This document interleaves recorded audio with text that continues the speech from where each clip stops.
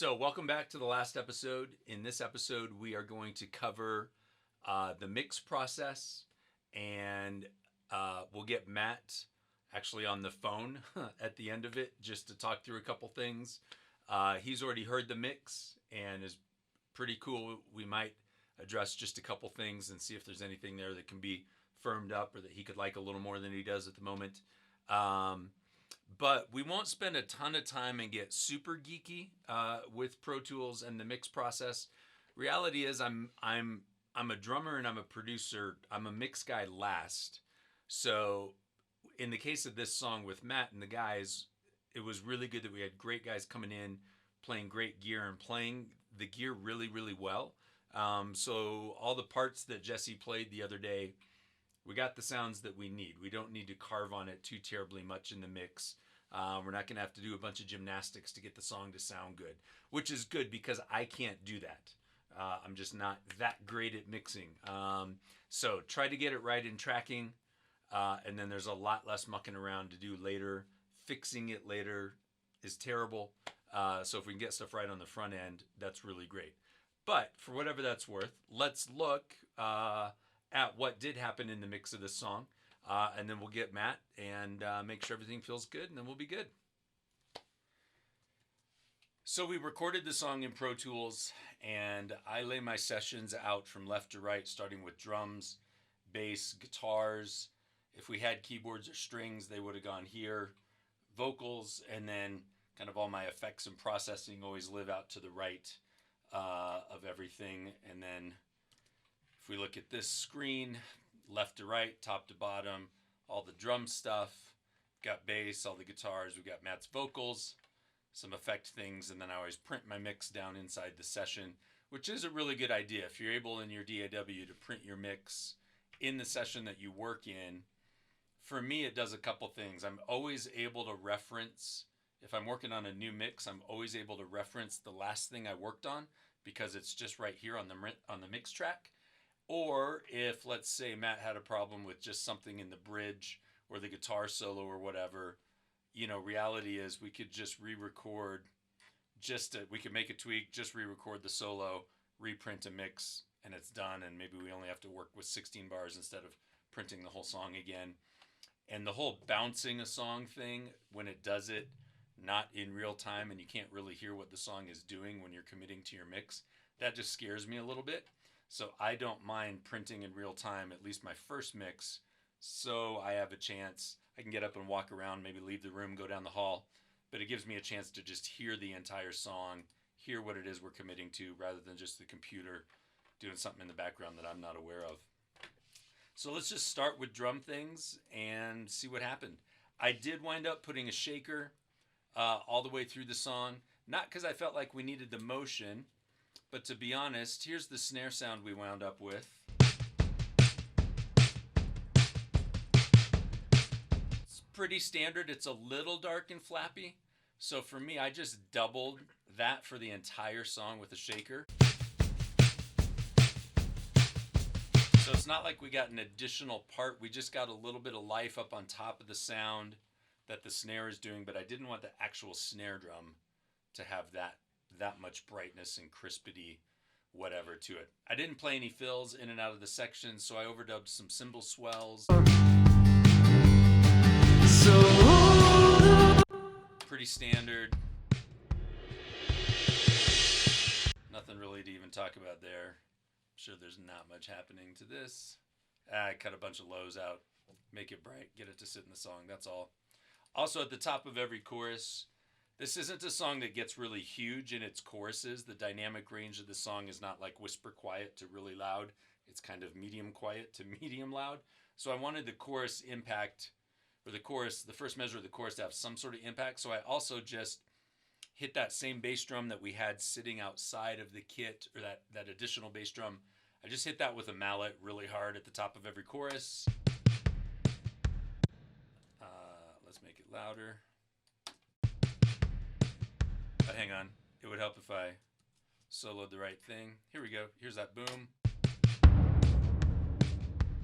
So that seems pretty obnoxious when you listen to it soloed, and there's nothing happening to it. It just is what it is. But when you listen in context, you don't really even hear it. It just gives us a little bit of push into the tops of the choruses. I also overdubbed a tambourine in the choruses just for some motion opposite the shaker. Felt like didn't want the song to tip the whole time, so bringing that in the choruses seemed to lift and help us out a little bit. Those overdub drums that we did, the extra layers of drums.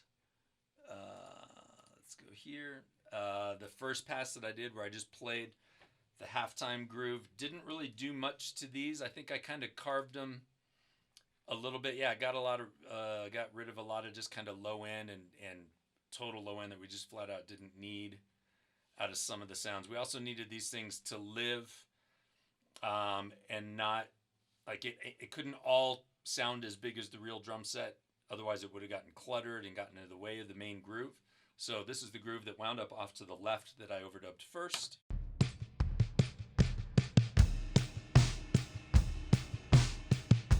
Pretty standard issue. Here are the toms. Nothing really happening there. Left them as they were. These green tracks are some tracks of parallel compression, and that is a process where almost every song that I work on, I wind up having these tracks in, unless it's just super chill. Compression is a tool that can help you kind of control the dynamics of a sound, help it push forward a little bit because it won't be as pokey after you've controlled it, but it tends to change the tone and the character of the sounds. So in my mixes, I don't tend to compress my drums, my actual drum mics too much, but what I'll do is take, like, here are the two kick mics. We can listen to those really quick. Here was the dead. Let me get rid of these. This is that first kick drum that had no front head and it was just really punchy. So we're just getting nothing but a little bit of beater. This, conversely, is that kick that was on the outside where we're getting nothing but life. And as they work together, we're just getting a nice punchy center, but with a nice blossoming thing after it. But then I'll take these two tracks, and I don't really want to mess with that sound too much. So I'm going to bust them over here where we're just gating to make sure we're only listening to the kick. And then I'm just really compressing almost all the life out of the sound. We should see the compressor reduce pretty hard.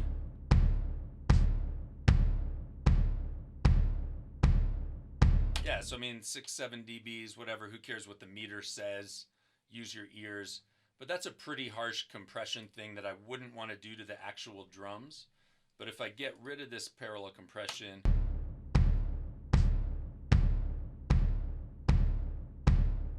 and now add it back, it's subtle, but it just moves the kick drum forward a touch, gives us a little more impact without the actual bass drum needing to be loud, without actually squishing the bass drum sound, whatever. And then I do the same thing with the snare drum. This is a track called Drum Smash, which is a pretty gross, crispy, hyper-realized drum sound that, again, just kind of snuck into the mix, can help the drums push a little bit. So here is a chorus section of just drums.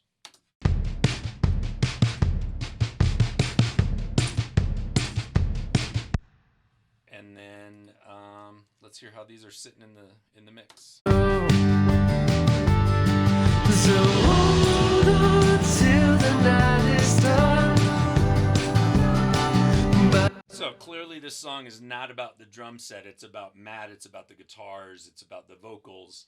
But the drums have enough character and enough push to kind of keep us centered in the middle of the song and keep the song moving along. Let's look at the bass tracks really quick. With a guy like John, I just don't have to do very much at all. These are some things that just kind of live on my bass tracks all the time, even if they don't need to. We took a DI signal, which is just a direct signal from John straight into the computer, straight through a mic pre into the computer. And man, this plugin isn't really even doing that much, maybe giving us a little bit of thickness. And then this is just rolling off everything below about 30 hertz, which just doesn't matter in a song like this. This was John's amp, which we used a pretty crusty, old, dynamic Omni, like pretty cruddy vintage mic on because I wanted it to be about the mid-range. And I'm not doing anything to this except, again, rolling out everything below 70 hertz on this. So we're getting fret noise and buzz and pick noise and hearing his hands on the fretboard. These two things combined. That's just a great standard issue bass sound for a song like this.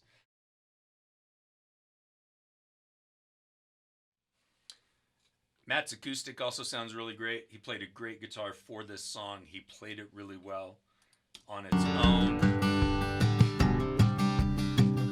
Here's the sound we recorded. I'm compressing it a little bit. I'm using an EQ to get rid of some lows and to give it a little bit of poke with the strings, but here's how we recorded it.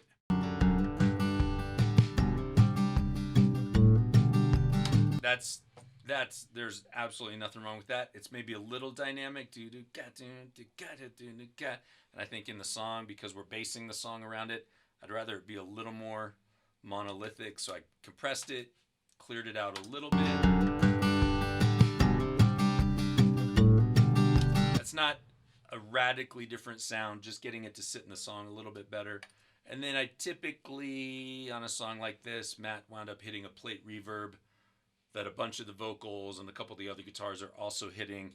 Just, because we tracked this all at different times, you can run the risk of things starting to sound like karaoke if there aren't some elements kind of pulling them into the same space. So with keys, guitars, strings, vocals, sometimes drums, I tend to try to apply some really chill, effecty stuff that can just get everything to live kind of in the same space. So here's with that. We hear it just a bit when you hit stop, not really playing too big a part in the sound.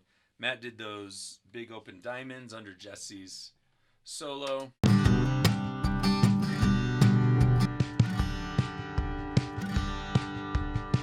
So doing a similar thing, I am using this tool called a transient designer, which pulls the attack out of a sound. During Jesse's solo, I wanted us to listen to Jesse's solo. I didn't want us focused on the pick on Matt's guitar. Here's without it. Here's with it. So it's chill, but it's just pulling some of the brightness of the pick out. Also, because he was just playing long notes that we just needed to kind of create some space, I'm using a whole lot of a very long reverb. So that's hanging out quite a bit more than the reverb on his main acoustic. If we had a reverb that long on his main acoustic and the amount of notes that he's playing with the amount of notes that he's playing, it would just turn into mush. Here's the two acoustics together.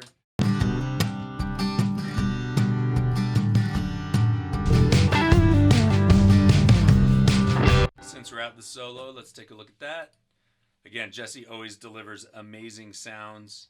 So all that I'm doing is pulling a little bit of, 350 hertz, just some mud, and putting like a touch of kind of upper mid-range in, just so we can hear his pick on his notes a little more. And then this is also getting a little bit of that same plate reverb that Matt's acoustic went to. Here are just the three guitars.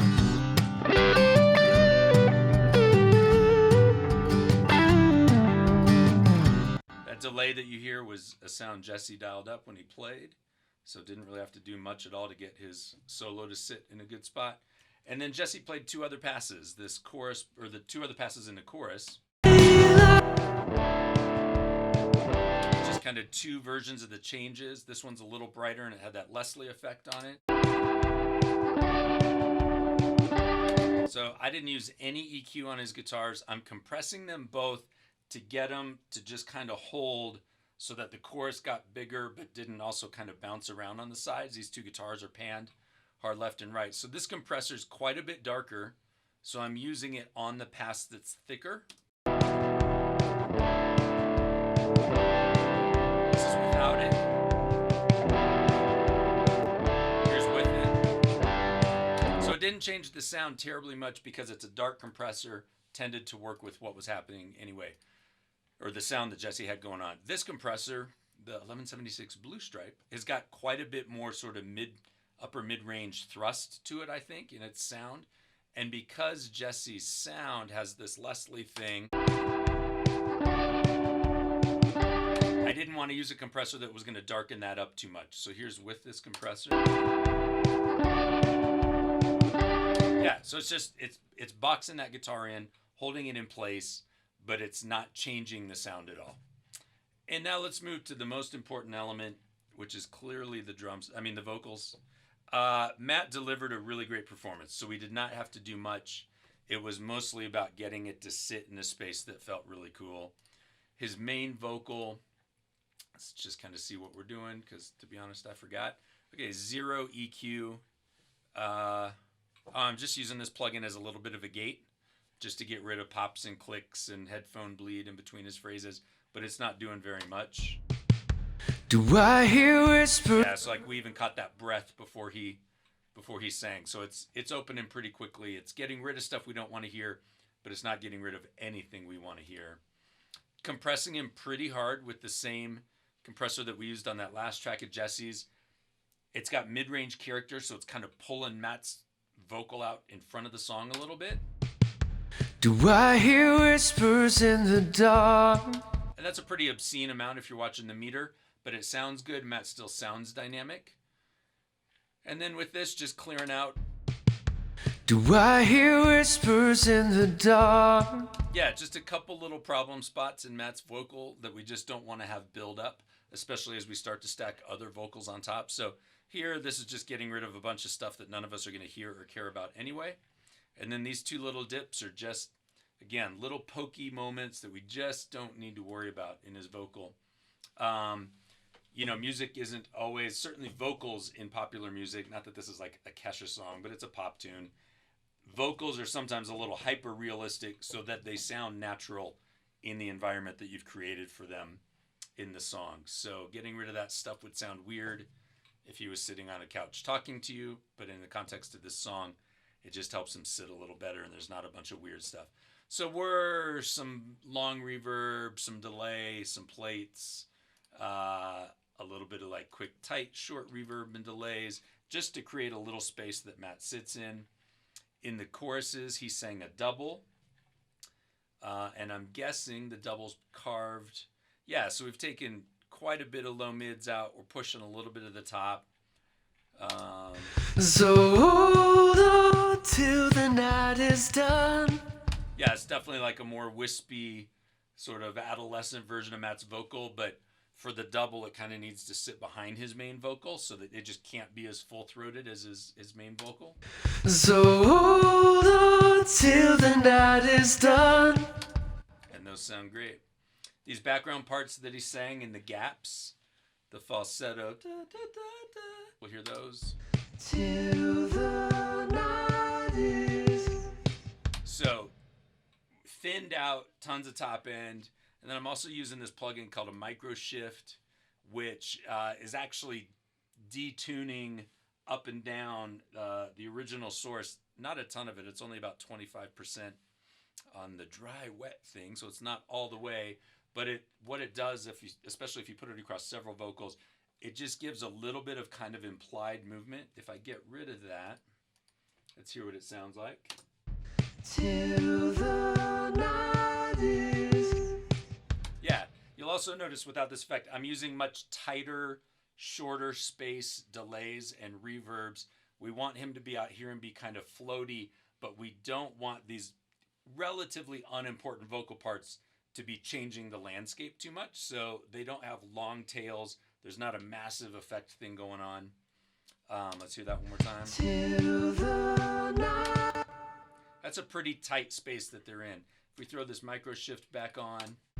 Till the night is. Yeah, so it's super subtle, but it's just putting a little shimmer. Let's put Matt's main vocals on. That is done. And that just makes them a super interesting thing to listen to behind his main vocal.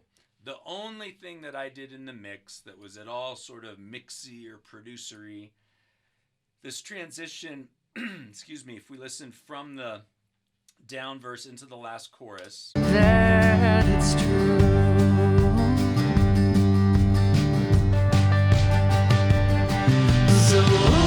So Jesse, da da da da da da, and then John plays boo doo doo doo. He plays that great lick into the chorus, but I felt like that second bar of us holding that change and building, the second bar just got a little uninteresting.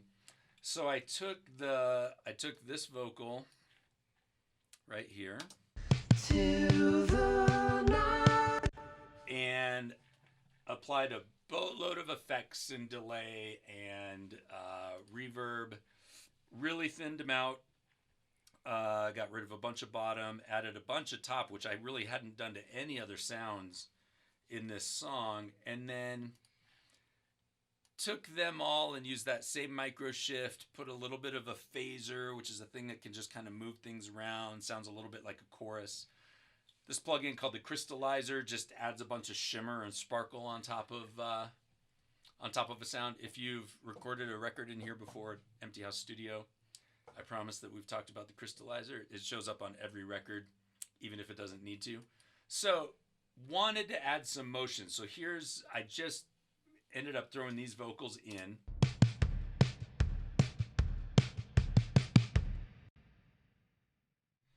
And I'm going to play the right section. Sorry.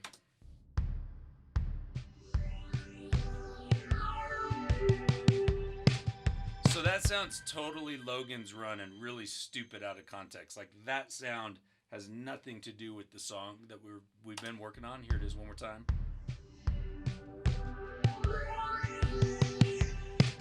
You can see if we open up the track, I also drew a fade in so it doesn't just hit it. It kind of sneaks in. But then if you listen in context,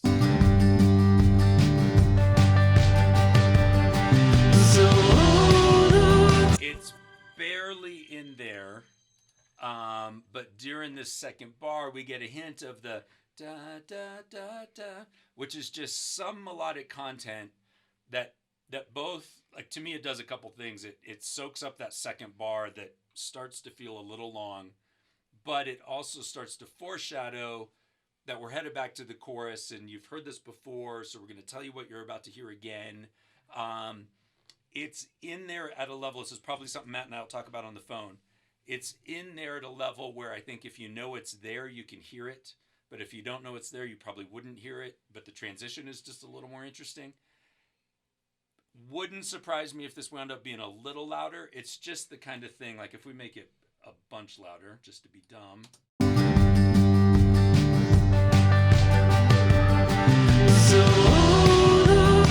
That's just way out of context and out of character for what this song is. So I like what it does to the transition, but I kind of like it most when you can't hear it. The only last thing to talk about is if you look at the mix down here that I printed, I'm still probably a good, well, you know what, we can find out. I'm still 3.5 dBs away from clipping, 2.5 dBs away from anything close to clipping the top of converters or any peak. This song will get sent to a mastering engineer to do his thing to it. After the song is, we make sure that the mix feels good. So I want to give him at least 2 dBs of headroom to get us up to kind of a competitive volume for Spotify or streaming or radio or whatever this is going to wind up on. The mastering guy that we use in Omaha is fantastic. We'll get a bunch of volume from him, but he won't just square wave everything like this down verse, which you can even see here in the mix. It'll still feel like a down verse. It'll just be louder. His job is to clean up any little EQ things that I missed. He'll probably add some compression to just give the song a little more punch. And then he'll give us that final volume lift. So the mix is relatively quiet, but the mix doesn't have to be loud. If artists want their mixes loud, I always encourage them to just turn their volume knob up, because I don't want to give them a squashed, unrealistic version of what's actually happening in the song. That's the job of the mastering guy or gal. So that's it. Pretty straight ahead. I mean, we just talked about for 20 minutes about not much, but this really isn't much. We recorded good sounds. The guys played really great sounds and played parts that made sense to the song. So let's get Matt on the phone, see if he's got anything to say about the mix, and then we will end this episode by just hitting play and letting the whole song go down so you can hear it, because I don't think we've actually heard the entire song yet. Thanks.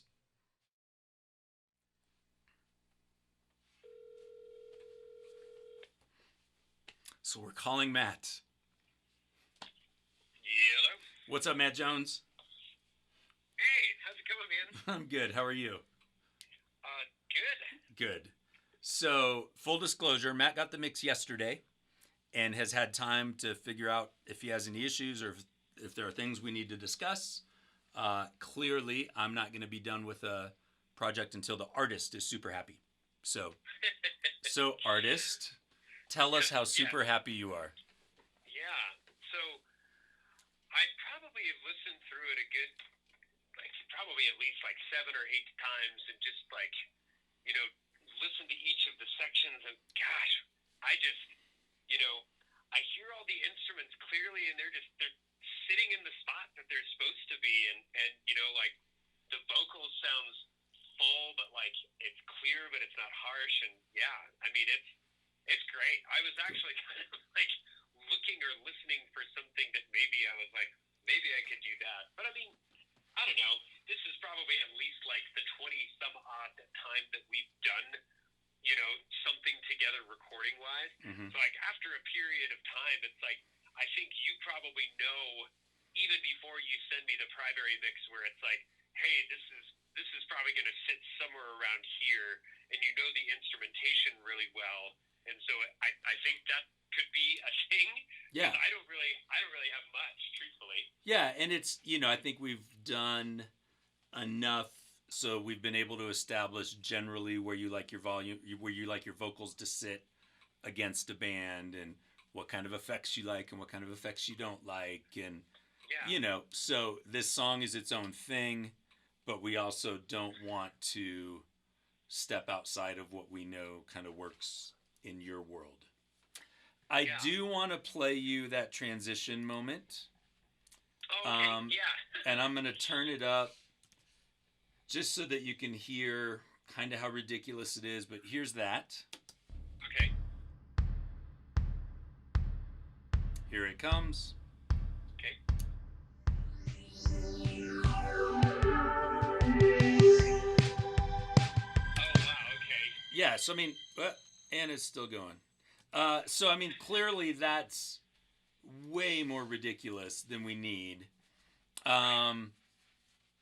Is it a thing that we want to be more aware of, or is it a thing that just sits there? I think that that was getting to the point where it was maybe a little psychedelic, which is cool maybe in another context, right? Sure. Yeah.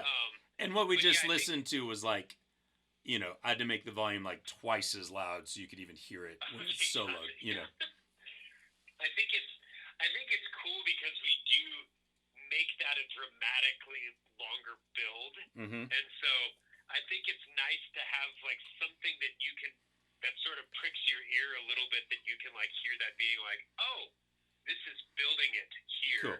Okay. Even though Yeah.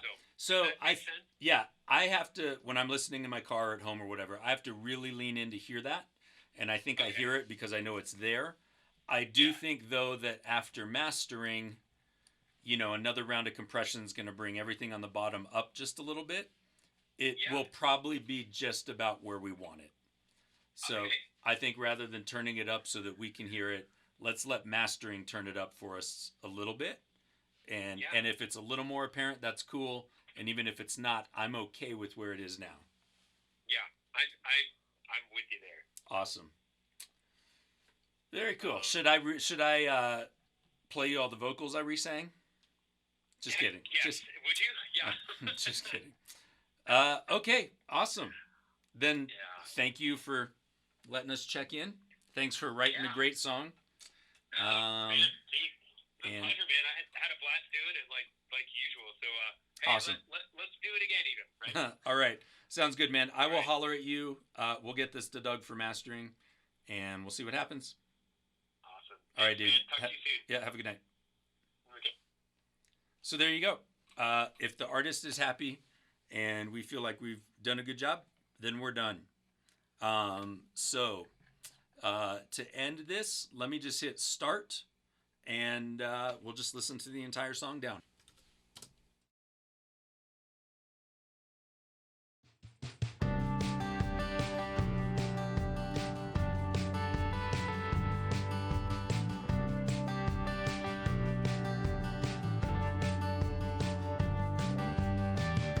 Do I hear whispers in the dark? At 3 a.m. my mind is all alarmed. Second grade was just the start. Who knew the worry would go on and on? So hold on till the night is done.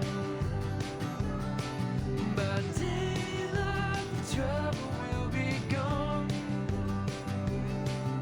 To only last the night is everything I want. At least I thought.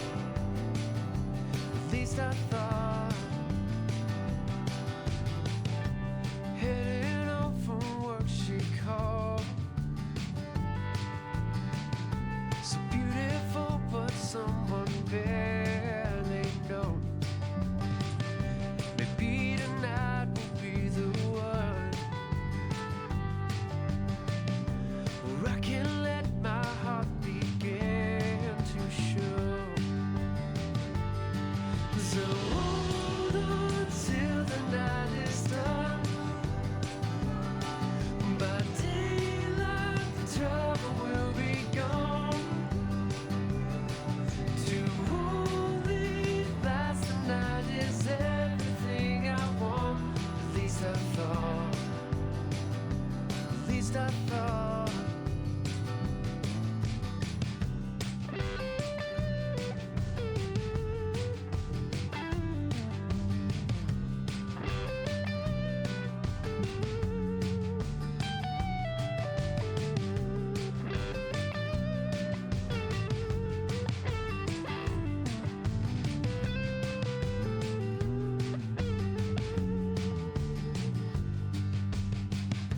The nightmare's gone, the romance here. But that old feeling seems to reappear. The time does not heal every wound, and life just keeps on showing that it's true.